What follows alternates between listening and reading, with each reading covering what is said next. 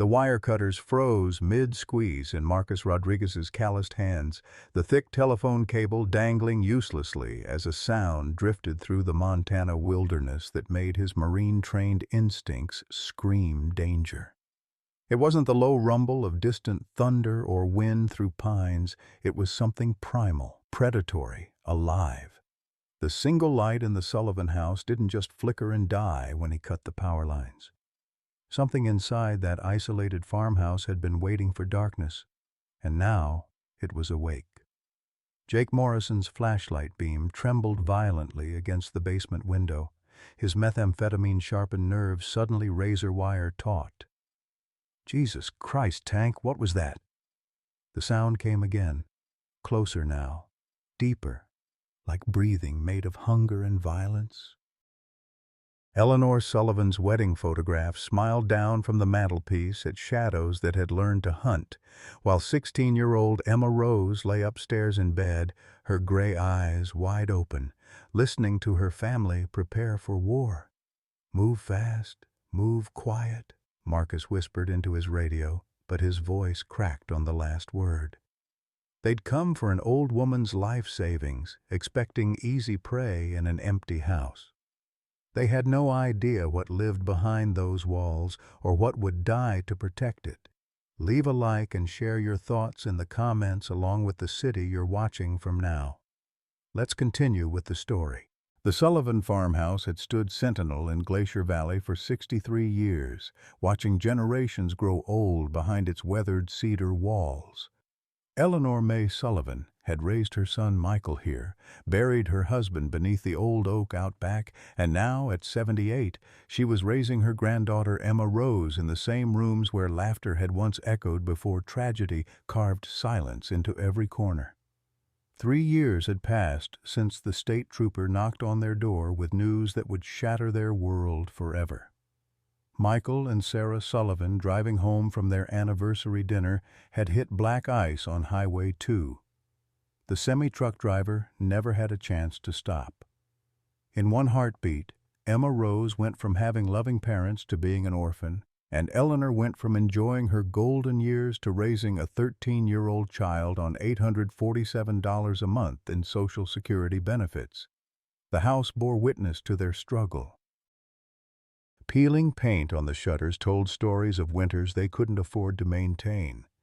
The mortgage payment of $1,200 each month gnawed at Eleanor like a cancer, eating away at her hope month by month.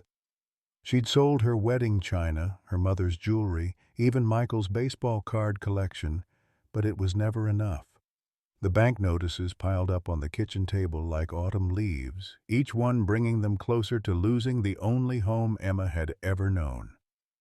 Emma Rose Sullivan, now 16, had grown up faster than any child should. Her gray eyes held depths that belonged to someone who had learned too early that the world could steal everything you loved in a single moment. She studied by lamplight to save electricity, wore clothes from the church donation box without complaint, and never asked for the things other teenagers took for granted. But she wasn't bitter. Instead, she'd found her family in 2 unlikely companions that most people would never understand. Shadow and Ghost had arrived as puppies 4 years ago when Emma's father brought them home from his temporary posting at Malmstrom Air Force Base. They were rescues, he'd said, from a soldier who couldn't care for them properly. What he hadn't told Eleanor, what Emma only learned after his death, was that they weren't ordinary dogs. They were wolf-dog hybrids, technically illegal to own in Montana, but registered under forged papers as Alaskan Malamute mixes to protect them from being destroyed. The 2 animals had grown into magnificent creatures. Shadow, the larger male, stood 32 inches at the shoulder with intelligence burning in his amber eyes like captured sunlight. Ghost, leaner and faster, moved through the forest around their home like liquid darkness, her silver-tipped fur catching moonlight as she patrolled their territory each night. They weren't pets in any conventional sense. They were family, bound to Emma and Eleanor by something deeper than domestication, by mutual survival and unconditional love. Eleanor often sat on her front porch in the evenings, watching Emma brush Shadow's thick coat while Ghost dozed at her feet and whispered the same prayer. Lord, just let me live long enough to see her grown and safe.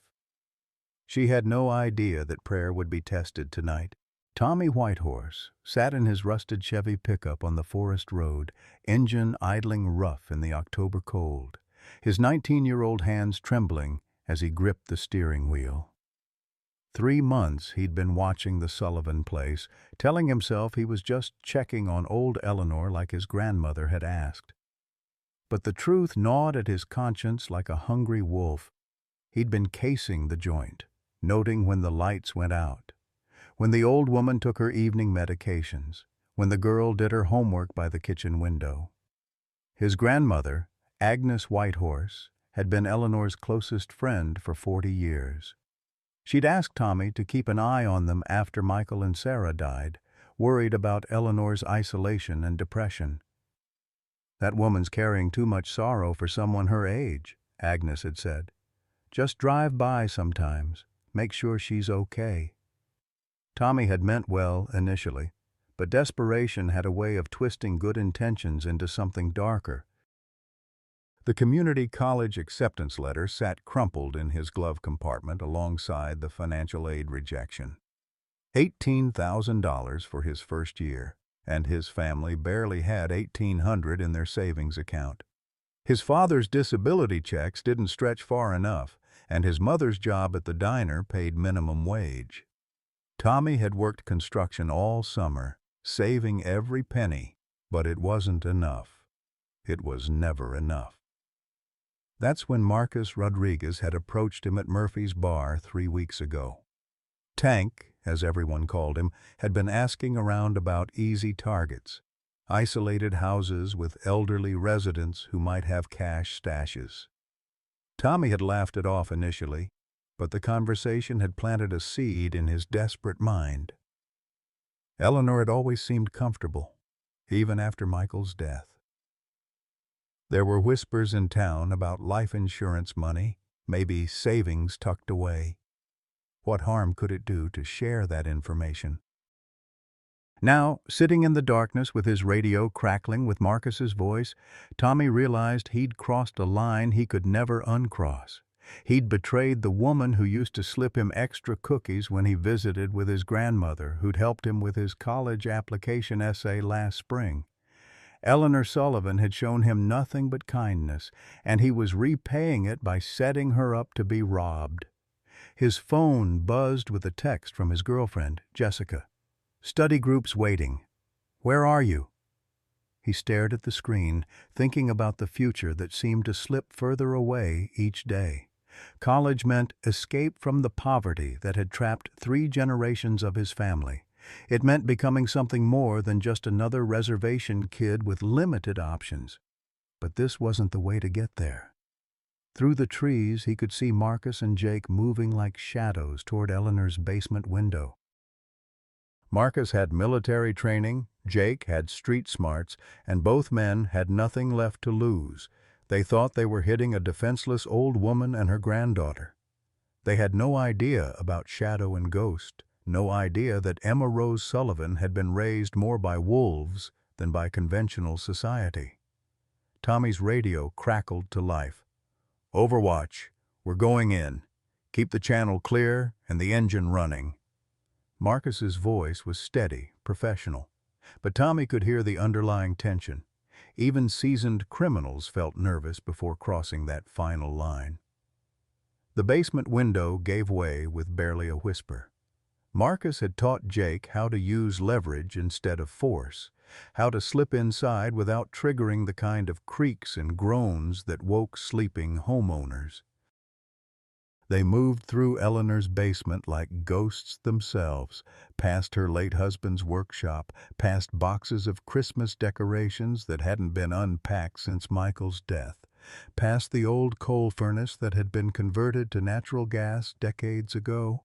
What they couldn't see, what Tommy had never mentioned because he'd never witnessed it himself, was Eleanor's nightly ritual. Every evening at 9:30, she took her heart medication and retreated to a specially constructed panic room beneath the kitchen floor, a holdover from her late husband's paranoid years after the Vietnam War. The room had its own ventilation, a CB radio, and enough supplies to last 3 days. Eleanor might be 78, but she wasn't naive about the dangers facing an isolated elderly woman with a teenage granddaughter. And upstairs, Emma Rose lay in her bed, fully clothed beneath her quilted coverlet, gray eyes wide open and alert. She'd heard the truck engine idling on the forest road. She'd seen the subtle changes in Shadow and Ghost's behavior, the way their ears pricked forward, the way they positioned themselves by the windows, the low whine that only she could interpret as warning. The girl who'd learned to read animal behavior better than human nature knew exactly what was coming. The floorboards beneath Marcus Rodriguez's boots felt solid, reassuring as he and Jake moved through Eleanor Sullivan's darkened basement. 42 years of life had taught him to read buildings like books, and this house whispered stories of ordinary American dreams, a workbench still holding a half-finished birdhouse, Christmas decorations packed away with the careful precision of someone who believed next year would come, photographs of family gatherings pinned to a corkboard beside the water heater. Marcus's tactical flashlight swept across the basement in practiced arcs, illuminating details that Jake's anxious energy missed entirely. The younger man fidgeted with his knife, methamphetamine making his movements sharp and unpredictable. "How long we gonna creep around down here, Tank? Old lady's probably got the money in her bedroom." "Patience gets you home alive," Marcus whispered, his Marine training overriding his desperation. "Rushing gets you caught or killed." But even as he spoke those words, something felt wrong. The house was too quiet, too still. In his experience, sleeping families created subtle sounds: creaking bed frames, shifting footsteps, the soft murmur of dreams. This silence felt deliberate, watchful. They found the basement stairs and began their ascent, each step planned and controlled. Marcus had done this 17 times in the past 18 months, always targeting isolated elderly residents who kept cash rather than trusting banks. It was ugly work, but it put food on his table and kept him from thinking too hard about David's empty bedroom back in his trailer, about the medical bills that still arrived like clockwork for a child who would never need treatment again. The kitchen door stood slightly ajar at the top of the stairs. Marcus pushed it open slowly, letting his flashlight probe the shadows beyond. What he saw made him pause. This wasn't the kitchen of a woman living on Social Security. The appliances were older but well-maintained, the counters clean but not obsessively so. Mason jars lined the windowsill, filled with what looked like homemade preserves. A handwritten grocery list sat beside the telephone, itemizing careful purchases. Milk, $3.49, bread, $2.19, Eleanor's heart pills, $847. The last item hit Marcus like a physical blow. $847 for 1 month's medication. He'd paid similar amounts for David's prescriptions, watching his savings evaporate while his son's heart condition worsened. The insurance company's rejections had arrived with clockwork precision, each denial stamped with corporate indifference to an 8-year-old boy's life. Jake pushed past him into the kitchen, impatient and increasingly agitated. "Stop reading her shopping list and find the money," he hissed. But his voice carried farther than intended in the stillness. That's when they heard it. The sound began as something felt rather than heard, a vibration that seemed to rise from the floorboards themselves, low and resonant, like the distant rumble of an approaching storm. It wasn't mechanical, wasn't environmental. It was organic, alive, and it carried with it the unmistakable promise of violence. Marcus's military instincts fired simultaneously. He'd heard similar sounds in Afghanistan, usually right before his unit came under attack. But this wasn't the Middle East. And those memories belonged to a different war entirely. His flashlight beam swept frantically across the kitchen, searching for the source. The growling intensified, seeming to come from everywhere and nowhere at once. Jake's breathing became sharp and panicked, his knife hand trembling as childhood memories of being mauled by a neighbor's pit bull came flooding back. "Jesus Christ, Tank, they got dogs! Big fucking dogs!" But Marcus knew better. His 2 tours had taught him to differentiate between domestic animal sounds and something else entirely. This wasn't the bark of a farm dog or the warning growl of a protective pet.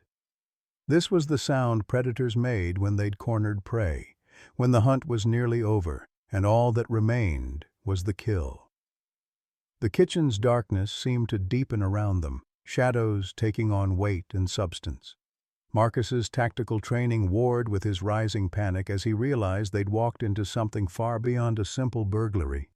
His flashlight beam found the kitchen table, swept across empty chairs, illuminated a newspaper folded to the obituaries page. 3 years ago, Michael and Sarah Sullivan had died in a car accident, leaving behind Eleanor and 16-year-old Emma Rose. A single creak from the ceiling above froze both men in place. Someone was awake upstairs, moving with deliberate stealth across what sounded like hardwood floors. The footsteps paused directly above their position, as if whoever was up there was listening, planning, waiting for the right moment to act. Jake's methamphetamine-fueled paranoia exploded into action. He lunged toward the stairs leading to the second floor, knife raised, all pretense of stealth abandoned. "Enough of this cat-and-mouse bullshit," he snarled, but Marcus caught his arm in an iron grip. "You go charging up those stairs blind and you're dead," Marcus whispered harshly. "Whatever's up there, it's been waiting for us. This isn't random, this is—" The growling stopped. The silence that followed was somehow worse than the sound itself, pregnant with potential violence and electric with tension. Marcus felt his combat-trained senses screaming warnings as his flashlight beam found something that made his blood turn to ice water in his veins. There, on the kitchen floor where his light hadn't touched before, were paw prints in spilled flour. But they weren't the prints of any domestic dog he'd ever seen. They were huge, wild, and far too intelligent in their placement around the room. They'd been surrounded from the moment they entered the house. The first glimpse of golden eyes materialized from the darkness like twin stars born from shadow itself. Marcus's tactical flashlight caught them for just a fraction of a second before they vanished, but that moment burned itself into his memory with crystalline clarity. He'd seen those same predatory flames in the mountains of Afghanistan, usually right before his unit's perimeter was breached, by something that moved too fast and killed too efficiently to be entirely natural. Shadow emerged first, stepping into the pale circle of light with the fluid grace of something that had never known the domestication that turned wolves into dogs. At 32 inches at the shoulder, he was larger than any domestic breed Marcus had encountered, his black coat so deep it seemed to absorb light rather than reflect it. But it was the intelligence in those amber eyes that made Marcus's combat-trained instincts scream danger. This wasn't an animal acting on instinct alone. This was a predator making calculated decisions. Ghost followed a heartbeat later, materializing from the opposite side of the kitchen with movements so silent they defied physics. Where Shadow radiated controlled power, Ghost embodied lethal speed. Her silver-tipped fur caught the flashlight beam like captured moonlight, and the way she positioned herself told Marcus everything he needed to know about their tactical situation. These weren't guard dogs barking warnings. They were hunters who had already selected their prey. Jake's knife hand trembled violently as his childhood trauma collided with his methamphetamine-heightened paranoia. "Holy shit, Tank, those ain't dogs. Those are fucking wolves." His voice cracked on the last word, 15 years of suppressed memories flooding back. The neighbor's pit bull that had nearly torn his face off when he was 7, the surgeries, the nightmares that still woke him screaming sometimes. But Marcus barely heard him. His mind was processing tactical data with the cold efficiency that had kept him alive through 2 combat tours. The kitchen had 3 exits, the basement stairs behind them, a door leading to what looked like a dining room, and another that probably opened onto a back porch. Shadow had positioned himself to cut off the dining room escape route, while Ghost controlled access to the back door. They were herding him and Jake exactly where they wanted them, trapped between predators and the stairs they'd climbed to get here. The tactical situation deteriorated further when he heard the soft creak of floorboards directly above their heads. Someone was moving across the ceiling with deliberate care, timing their steps to avoid the squeaky spots that betrayed most old houses. Military precision in civilian clothing. Marcus had trained enough soldiers to recognize the sound of someone who understood stealth movement. "This is wrong," he whispered to Jake, his voice barely audible. "This whole setup is wrong. Nobody keeps wolves as pets. Nobody trains them to hunt in coordinated patterns. We're not dealing with some scared old lady and her granddaughter." The footsteps above stopped directly over their position. A moment of absolute silence stretched between the kitchen and the second floor, as if everyone involved was holding their breath, waiting for someone else to make the first move. Marcus could feel sweat beading on his forehead despite the October chill, his Marine training warring with a growing certainty that he'd led Jake into something far beyond their abilities to handle. Then they heard her voice. "You can come up now." The words drifted down from the second floor, carried by a voice that belonged to someone far too young to possess such absolute calm. "I know you're down there and I know what you want. We can discuss this without anyone getting hurt." Jake's eyes went wide with manic energy. "She's just a kid, Tank." "We can take a kid." But even as he spoke, his gaze kept darting between Shadow and Ghost, both of whom had begun that low, subsonic growling that seemed to vibrate through the floorboards themselves. Marcus knew better. The voice belonged to someone who had learned control under pressure, someone who understood that true power came from staying calm when everyone else was losing their minds. He'd heard similar voices in combat zones, soldiers who had seen too much death to be frightened by mere threats of violence. "Emma Rose Sullivan," he called upward, remembering the name from the intelligence Tommy had provided. "My name is Marcus Rodriguez. We're not here to hurt anyone. We just want to talk." The silence that followed stretched long enough for Marcus to count his heartbeats, 37 beats, before she responded. When her voice came again, it carried a note of something that made his blood run cold. Not fear. Recognition. "Rodriguez." The name hung in the air like an accusation. "Staff Sergeant Marcus Rodriguez, 2nd Battalion, 3rd Marines, stationed at Malmstrom Air Force Base from 2018 to 2019. The flashlight nearly slipped from Marcus's nerveless fingers. He hadn't used his military rank or unit designation since his dishonorable discharge 3 years ago. The only way a 16-year-old girl in rural Montana could know that information was if someone had told her, someone who had access to military records from that specific time period. "My father was Staff Sergeant Michael Sullivan," Emma Rose continued, her voice carrying down the stairs like a death sentence. "He was the one who filed the report about your treatment of military working dogs. He was the one who rescued Shadow and Ghost from your quarters after the incident." The memories hit Marcus like incoming mortar fire.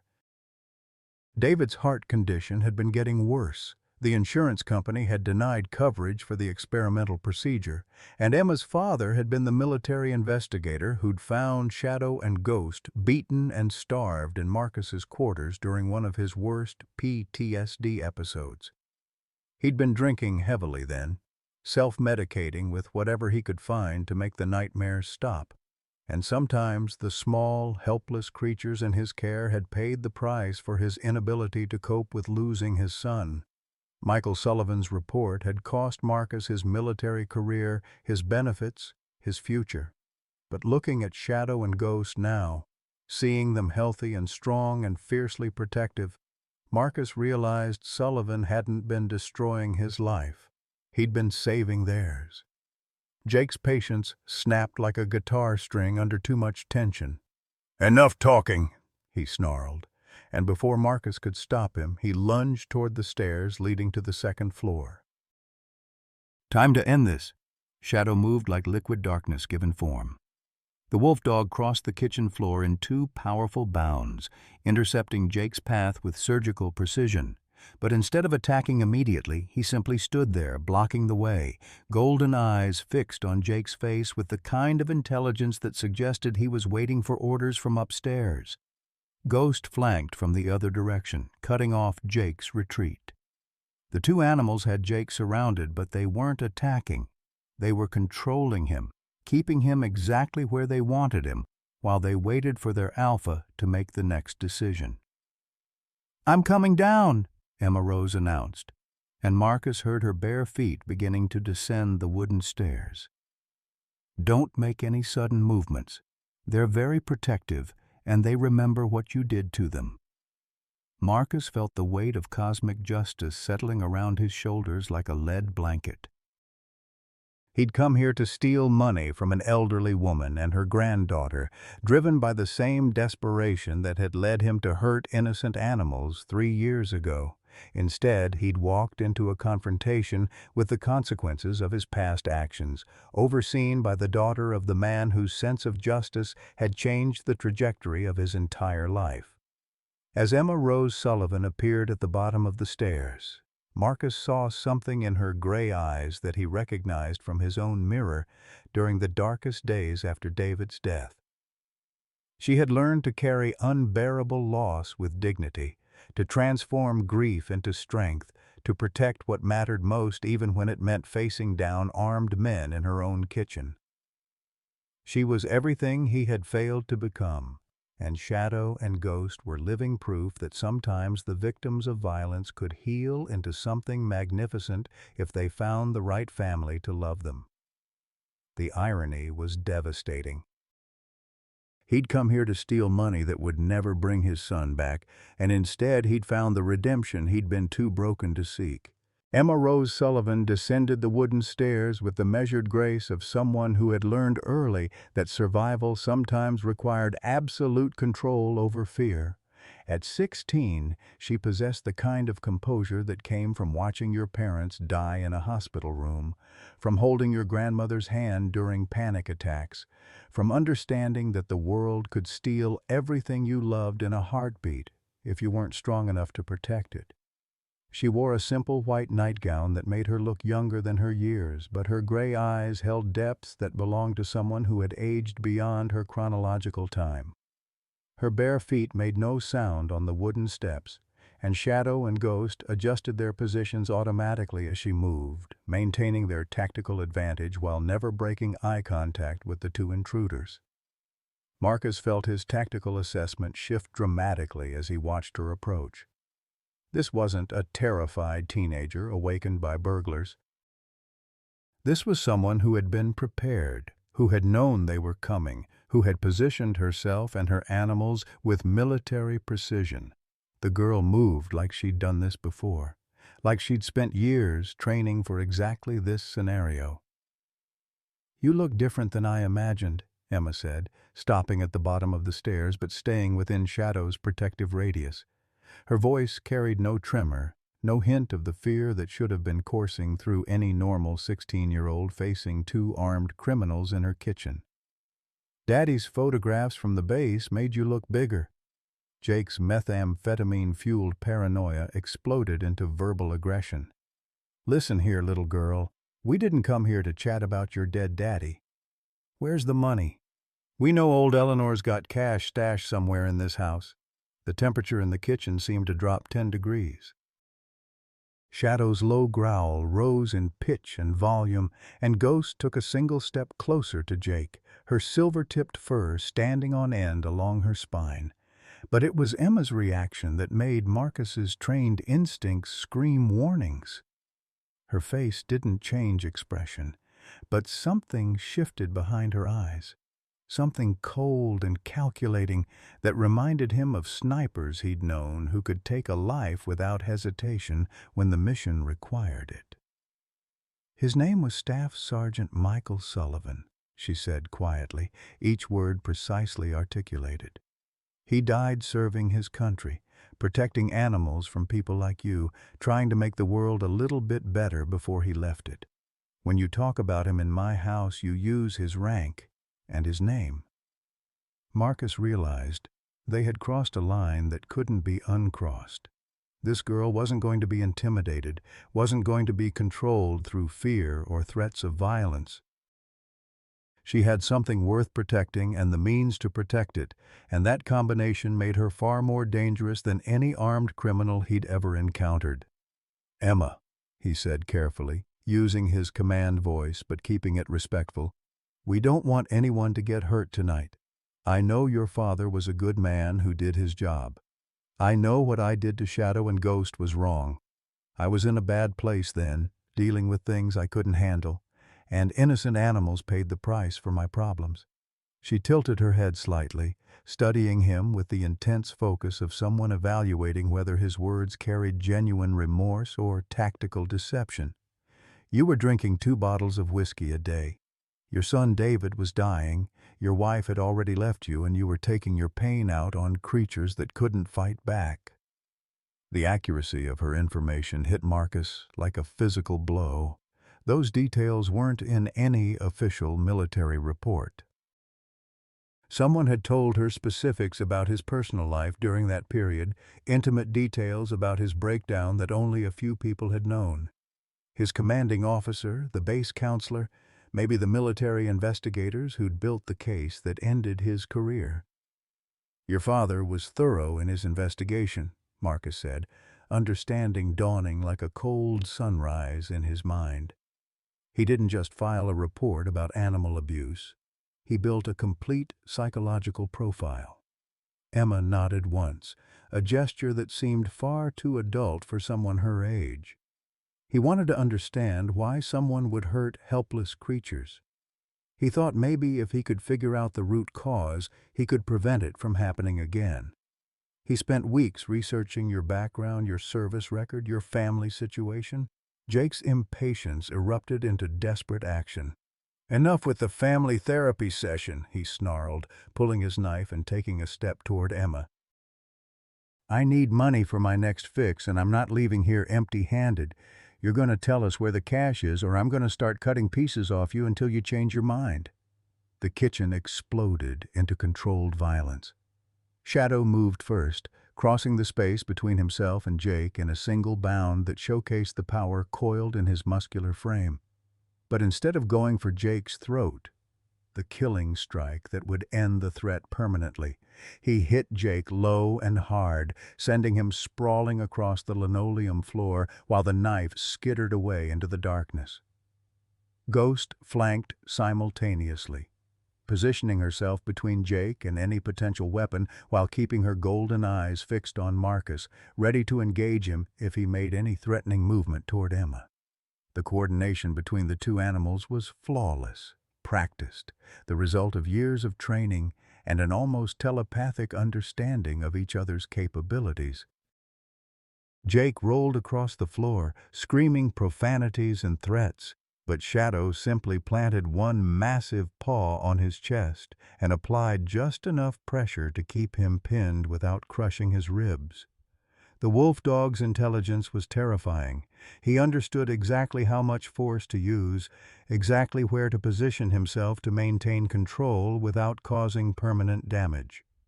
Marcus raised his hands slowly, showing Emma that he wasn't reaching for a weapon.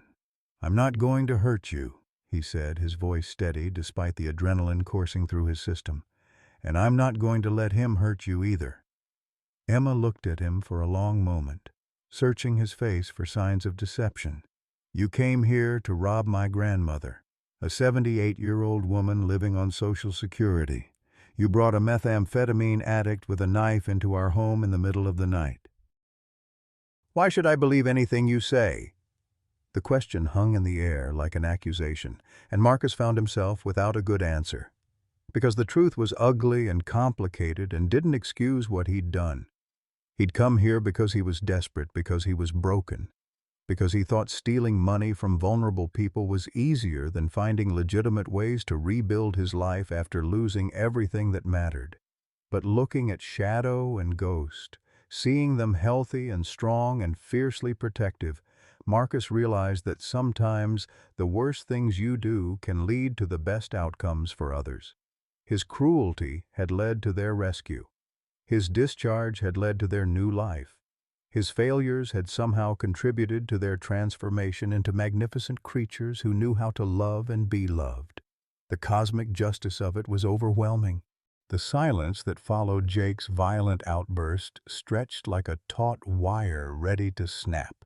Eleanor Sullivan's heart medication had worn off 20 minutes ago, and in the hidden panic room beneath the kitchen floor, the 78-year-old woman pressed her hand against her chest as irregular rhythms hammered against her ribs like a caged bird desperate for escape.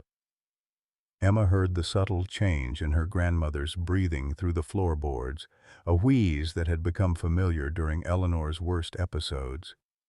The panic room's ventilation system carried sound in ways that most people wouldn't notice, but Emma had spent 3 years learning to interpret every nuance of Eleanor's declining health. "She's having another attack," Emma whispered, more to herself than to Marcus, but her words carried clearly in the kitchen's tense atmosphere. Her gray eyes darted toward the hidden entrance near the pantry, calculating whether she could reach Eleanor without giving away the panic room's location. Marcus followed her gaze and understood immediately. His military training and medical triage kicked in, overriding his criminal intentions. "Heart condition?" he asked, his voice losing its threatening edge and taking on the crisp efficiency of a combat medic. Emma nodded, torn between protecting her grandmother's location and getting her the help she desperately needed. Eleanor had suffered 3 cardiac episodes since Michael's death, each one bringing them closer to the reality that Emma might lose the only family she had left. Jake thrashed beneath Shadow's restraining paw, his methamphetamine-fueled paranoia exploding into desperate rage. "I don't give a shit about some old lady's heart problems," he screamed, spittle flying from his lips. "I need money, and I need it now. If she dies, maybe that's just one less person standing between me and what I came for." The words hit Emma like a physical blow, but instead of breaking her composure, they hardened something deep inside her soul. This man, this creature who valued his drug addiction more than human life, represented everything that was wrong with a world that had already taken too much from her. Shadow's growl deepened, and his amber eyes fixed on Jake's face with predatory intensity. The wolf dog had lived with Eleanor for 3 years, had learned to recognize the signs of her cardiac distress, had watched Emma panic during previous episodes when they'd nearly lost her. Jake's casual dismissal of Eleanor's life triggered every protective instinct Shadow possessed. "Let me help her," Marcus said quietly, his hands still raised but his voice carrying genuine concern. "I'm trained in field medicine. Whatever's wrong with your history, whatever you think I deserve, she doesn't deserve to die because we couldn't put our differences aside." Emma studied his face, searching for deception, for the kind of manipulation that desperate criminals use to gain tactical advantages. But what she saw in Marcus's eyes wasn't calculation. It was the same helpless desperation she'd felt watching her parents die in the hospital, the same urgent need to save someone that transcended personal conflict. Ghost suddenly tensed, her ears swiveling toward the kitchen's back door. A low whine escaped her throat, not the aggressive sound she made when facing threats, but the alert signal she used when detecting approaching vehicles. Through the darkness beyond the windows, headlight beams swept across the forest road, growing brighter as they approached the house. Emma's heart sank. Sheriff David Hawkins made irregular patrols through the valley, checking on isolated residents who might need assistance. His timing tonight would be catastrophic, arriving to find two criminals in her kitchen, her grandmother having a cardiac episode, and two wolf dogs who would be destroyed the moment any law enforcement officer realized what they actually were. "Company's coming," she whispered, calculating rapidly. If Hawkins found this scene, everything would unravel. Eleanor would be hospitalized, Emma would be placed in foster care, and Shadow and Ghost would be euthanized as dangerous animals. The family she'd fought so hard to preserve would be scattered beyond any hope of reunification. Marcus heard the approaching vehicle too, his tactical training allowing him to estimate distance and speed based on engine noise and headlight progression. "Local police," he said grimly, "probably doing routine patrol checks." Jake's methamphetamine-addled brain processed the approaching threat with explosive panic. "We're fucked!" he screamed, thrashing harder beneath Shadow's restraining weight. "They'll put me away for 20 years. I can't go back to prison. I can't." His desperate struggling triggered Shadow's defensive instincts. The wolf dog's patience, stretched to its breaking point by Jake's continued threats against his family, finally snapped. Instead of maintaining his controlled restraint, Shadow shifted his weight, applying pressure that cut off Jake's ability to scream but didn't crush his windpipe entirely. Emma faced an impossible choice: save Jake from Shadow's protective response and risk her entire family's future, or let nature take its course and live with the consequences of allowing someone to die in her kitchen. The headlights grew brighter, casting long shadows through the windows as Sheriff Hawkins's patrol car turned into their driveway. Time was running out for everyone. Emma Rose Sullivan made a choice that would haunt her dreams for years to come. She placed her hand on Shadow's massive head and whispered a single word: "Easy." The wolf dog immediately reduced pressure on Jake's chest, allowing him to breathe but keeping him pinned and silent. In that moment, she chose mercy over justice, compassion over revenge, knowing that either decision would carry consequences she'd have to live with forever.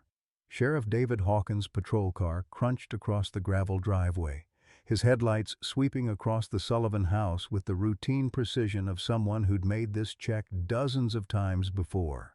At 45, David had been patrolling these mountain roads for 12 years, ever since his wife's death from cancer had driven him to seek solitude in law enforcement.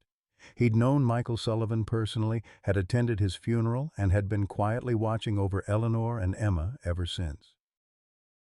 What he didn't know was that his feelings for Eleanor had deepened over the past year, from protective concern into something more profound. He'd found excuses to visit more frequently, had helped with minor repairs around the property, had even brought groceries during particularly harsh winter months when Eleanor's pride wouldn't let her ask for help directly. Tonight, something felt different. The house stood too dark, too quiet, without the usual warm glow of Eleanor's reading lamp in the front parlor. His cop instincts, honed by 12 years of rural patrol work, whispered warnings as he stepped out of his cruiser and approached the front porch.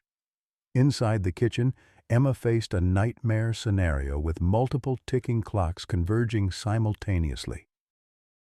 Eleanor's cardiac episode was worsening in the panic room below. Jake remained pinned but increasingly desperate beneath Shadow's restraining paw. Marcus stood frozen between his criminal intentions and his growing understanding of the moral complexity he'd stumbled into, and Sheriff Hawkins was approaching the front door with the authority to destroy everything she'd fought to protect. "Listen carefully," Emma whispered to Marcus, her voice carrying the kind of authority that came from making life and death decisions while other people her age worried about algebra homework. "You have about 30 seconds to decide who you really are. The man who hurt innocent animals because his own pain was too much to bear, or the man who's going to help me save my grandmother's life?" Marcus looked at Shadow and Ghost, seeing them truly for the first time not as obstacles to his criminal objectives, but as living testimony to the possibility of healing after trauma. These magnificent creatures had survived his cruelty and transformed their pain into fierce protective love for the family that had rescued them. They embodied everything he'd been too broken to become after losing David. The front door's heavy brass knocker echoed through the house 3 times. Sheriff Hawkins' standard announcement before using his master key to check on elderly residents who might be unable to answer. Eleanor had given him that key 2 years ago during a particularly severe bout of pneumonia, trusting him with access to her home during emergencies. "Mrs. Sullivan? Emma? Everything all right in there?" David's voice carried the practiced concern of a rural sheriff who'd learned that wellness checks sometimes revealed tragedies that could have been prevented with earlier intervention. Emma made another split-second decision that would reshape everyone's lives. "We're here, Sheriff Hawkins," she called out, her voice steady despite the chaos surrounding her. "Grandmother's having one of her episodes. Could you help me get her to the hospital?" The request served multiple purposes. It gave Hawkins a medical emergency to focus on instead of investigating potential criminal activity. It provided cover for Eleanor's actual location in the panic room. And it forced Marcus to choose sides in a situation where neutrality was no longer possible. Marcus understood the test Emma was presenting him with perfect clarity. She was offering him a chance at redemption, but it required abandoning his criminal intentions and actively participating in saving the woman he'd come to rob. The irony was devastating and beautiful simultaneously. His path back to humanity led through protecting the very person he'd planned to victimize. "I'll help," he said quietly, the words feeling like the first honest thing he'd spoken in months. "Whatever she needs, whatever you need, I'll help." Jake's methamphetamine-addled brain processed this betrayal with explosive fury, but Shadow's weight and Emma's calm authority kept his protest to strangled whispers that wouldn't carry beyond the kitchen. Ghost positioned herself to block any potential escape route, her golden eyes fixed on Jake with predatory patience. Sheriff Hawkins' key turned in the front door lock, and his footsteps crossed the hardwood floors of the parlor with the careful precision of someone entering a potentially dangerous situation. His flashlight beam swept through the darkened house, and Emma realized she had perhaps 10 seconds to construct a believable explanation for the scene he was about to discover.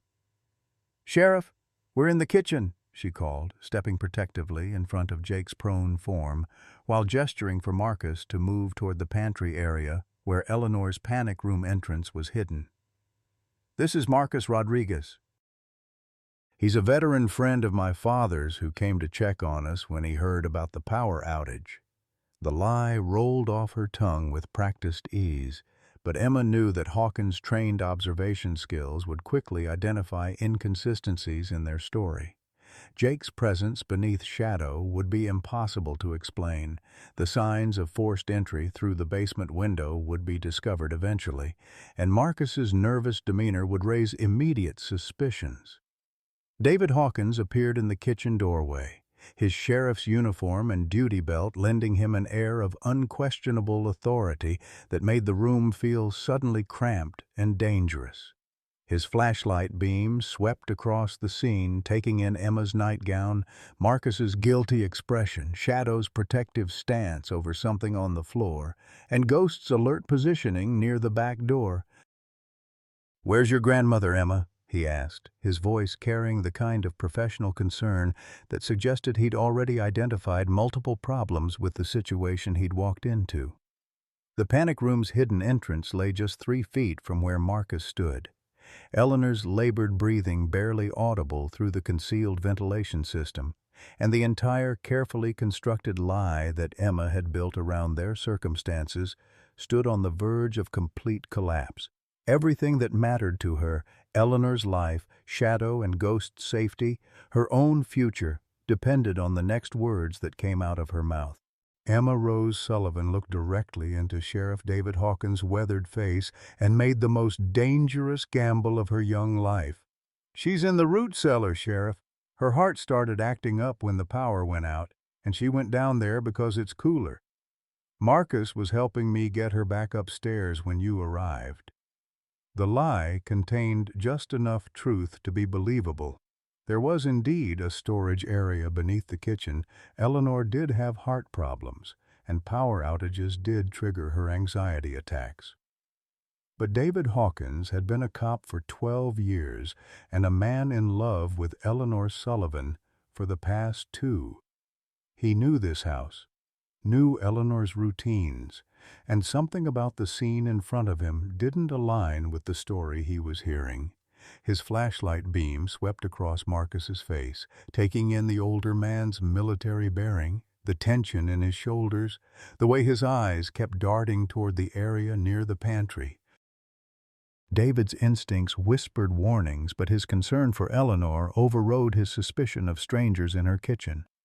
"Let me help get her upstairs," David said, moving toward the pantry area where Emma had indicated the root cellar entrance should be. His hand rested casually on his service weapon, not drawing it but making its presence known to everyone in the room. Emma's heart hammered against her ribs as she realized David was about to discover that no root cellar entrance existed where she'd claimed it would be. The panic room's actual entry point was hidden beneath a removable section of kitchen floor, concealed by a throw rug, and designed to be invisible even under careful inspection. That's when Marcus Rodriguez made the choice that would define the rest of his life. "Sheriff," he said, his voice carrying the crisp authority of his military training, "before we do anything else, you need to know that there's been an incident here tonight.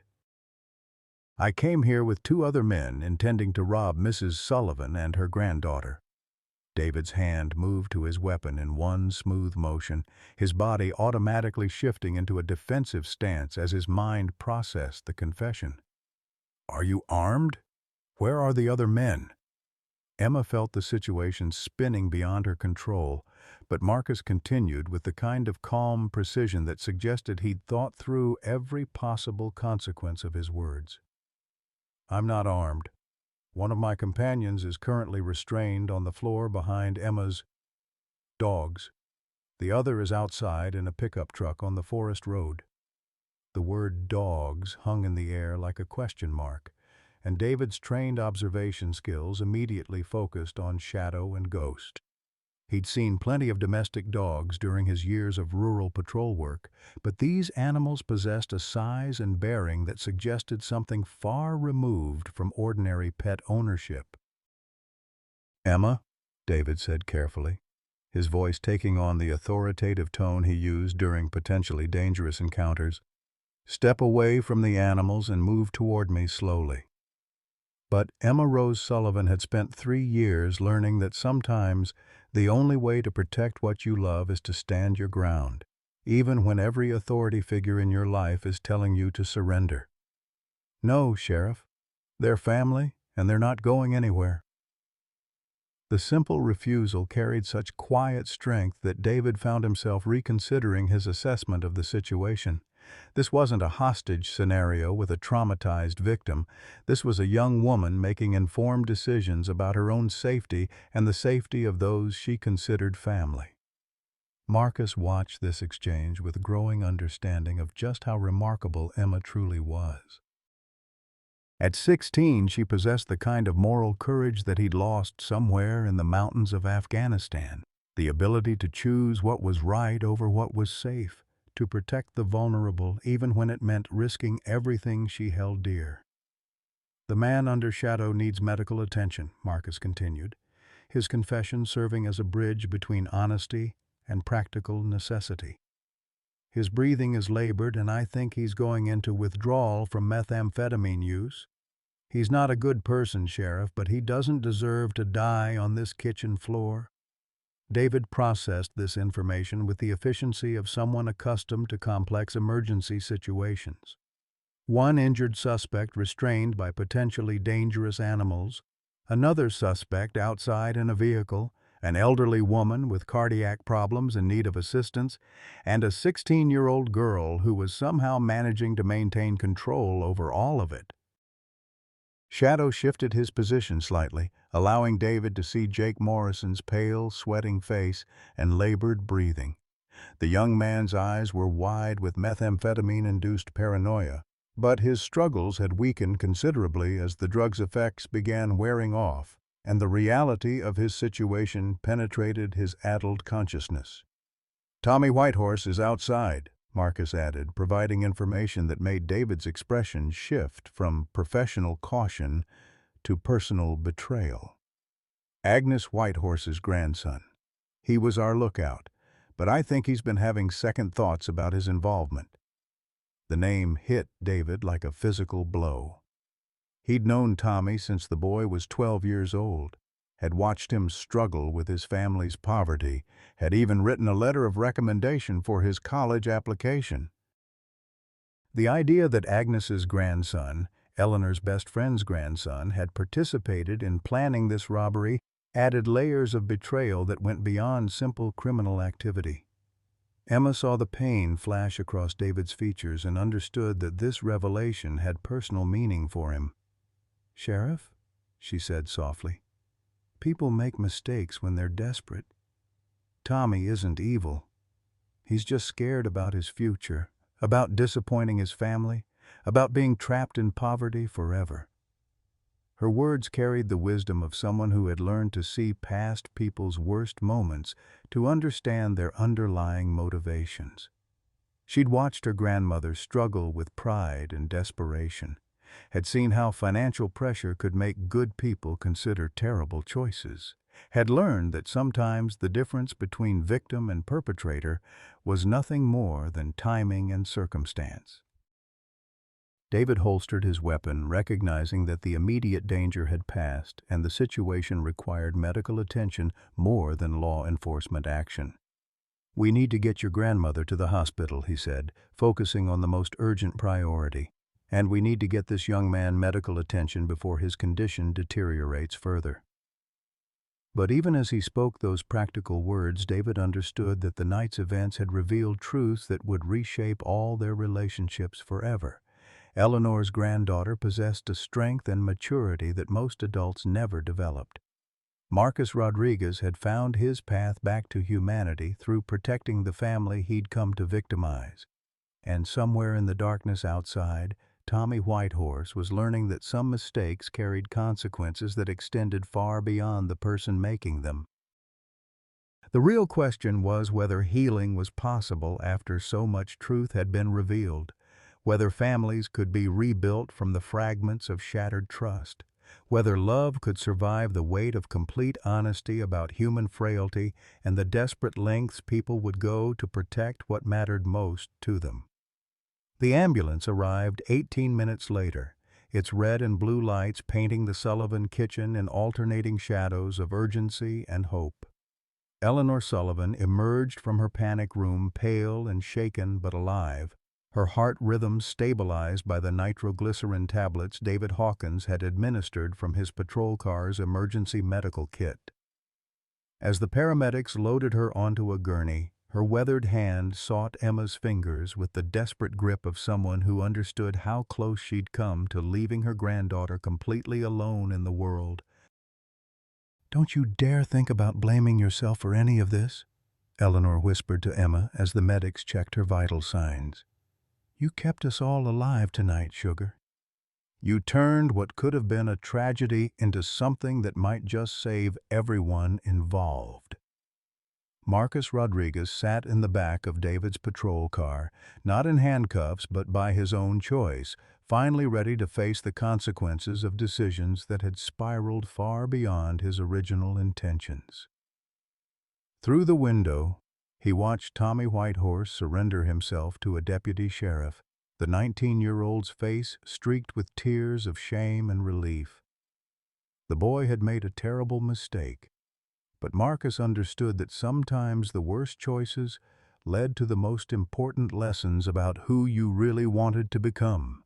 Jake Morrison was loaded into a second ambulance, his methamphetamine withdrawal symptoms requiring medical supervision during his transport to the county jail.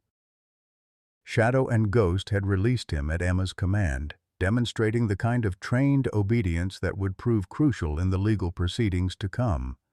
Their restraint rather than violence, their protection rather than revenge, would become the foundation for arguments about rehabilitation versus destruction that would echo through courtrooms and community meetings for months.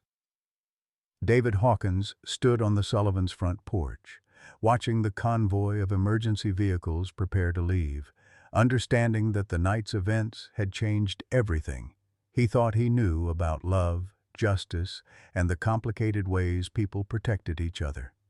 His feelings for Eleanor had deepened through crisis into something that transcended romantic attraction. He discovered he was willing to risk his career, his reputation, his future to ensure her safety and happiness. "Sheriff," Emma said, appearing beside him with Shadow and Ghost flanking her like guardian angels, "what's going to happen to them now?" The question carried layers of meaning. She was asking about the immediate legal consequences for Marcus, Jake, and Tommy, but also about the longer-term implications for her own family. Shadow and Ghost's true nature had been revealed to law enforcement, their actions documented, their future hanging in the balance between their heroic protection of Emma and the legal reality that they were wolf-dog hybrids living in a state where such ownership was technically illegal. David looked down at the two magnificent animals, seeing them clearly for what they truly were. Not dangerous predators, but family members who had learned to channel their natural instincts into protective service for people they loved. "That's going to depend on a lot of factors," he said honestly. "Marcus is cooperating fully, which will count in his favor. Tommy's age and his family connections will help him. Jake's going to face the consequences of his choices, but maybe prison and mandatory treatment will give him a chance to get clean and find a different path." The unspoken question hung between them. What about Shadow and Ghost? Emma understood the precarious legal position her animals occupied, but she also understood something that David was beginning to recognize. Sometimes the right thing to do wasn't the same as the legal thing to do. And sometimes protecting a family meant being willing to bend rules that were never designed for situations this complex. "They saved our lives tonight," she said quietly, her hand resting on Shadow's massive head. "They could have killed Jake easily, but they chose restraint. They protected us without becoming monsters themselves." Isn't that exactly what we want from anyone who has the power to hurt others? David found himself nodding before he consciously decided to agree with her assessment. These animals had shown more ethical judgment than many humans he'd encountered in his law enforcement career. They'd used exactly the amount of force necessary to neutralize threats without causing permanent damage, had followed commands even in high-stress situations, had demonstrated loyalty and intelligence that most police dogs never achieved. 3 months later, the Sullivan house hosted an unprecedented gathering. Eleanor, fully recovered from her cardiac episode and sporting a modest engagement ring that David had presented during a quiet moment in her hospital room, presided over a dinner table that included some of the most unlikely guests in Montana's recent history. Marcus Rodriguez, sentenced to 18 months in county jail with work release privileges, spent his days training service dogs for veterans with PTSD, and his evenings writing letters of apology to every family he'd victimized during his criminal phase. His transformation from broken veteran to healing counselor had become a model program that other counties were studying for implementation. Tommy Whitehorse, completing his community service through maintenance work on Eleanor's property, had found in the older woman a surrogate grandmother who believed in second chances and the power of education to break cycles of poverty. His acceptance to Montana State University on a full scholarship, partially funded by Eleanor's own contributions to his education fund, represented hope for an entire family that had never believed college was within their reach. Even Jake Morrison, writing from the state rehabilitation facility where he was serving his sentence, had sent a letter requesting permission to visit once his treatment was complete. His recovery from methamphetamine addiction had been difficult and incomplete, but the memory of Shadow and Ghost's restraint had given him a reference point for what controlled strength looked like when applied with wisdom rather than violence. Shadow and Ghost, officially registered as therapy animals in training through a legal loophole that David had helped navigate, split their time between working with traumatized veterans at the county's new animal therapy center and continuing their roles as Emma's family and protectors. Their story had become legend in the valley, the wolves who chose mercy over vengeance, protection over destruction, love over violence. Emma Rose Sullivan, now 17 and accepted to veterinary school with a specialty in animal psychology, had learned that sometimes the most broken people and creatures possess the greatest capacity for healing others. Her parents' death had taught her about loss, but that terrible night in her kitchen had taught her about redemption, how people could choose to become better than their worst moments, how families could be built from the most unlikely combinations of species and circumstances. As she watched Eleanor and David discuss wedding plans while Marcus helped Tommy repair a fence post and Shadow and Ghost dozed in the afternoon sunshine, Emma understood that happiness wasn't the absence of struggle or pain. It was the presence of people and animals who chose to stand together through whatever challenges life presented, transforming their individual wounds into collective strength, their separate fears into shared courage, their isolated dreams into family realities that no one could have imagined, but everyone could recognize as exactly what they'd been searching for all along. For our listeners over 55, this story reminds us that family isn't always who we're born to. Sometimes it's who shows up when everything falls apart. Eleanor and Emma found their tribe through the most unlikely circumstances, proving that it's never too late to build the family your heart has been longing for. Have you experienced unexpected family connections that changed your life? What moment taught you the most about who your real family truly is? Share your story in the comments below. We'd love to hear how you've found or created your chosen family over the years.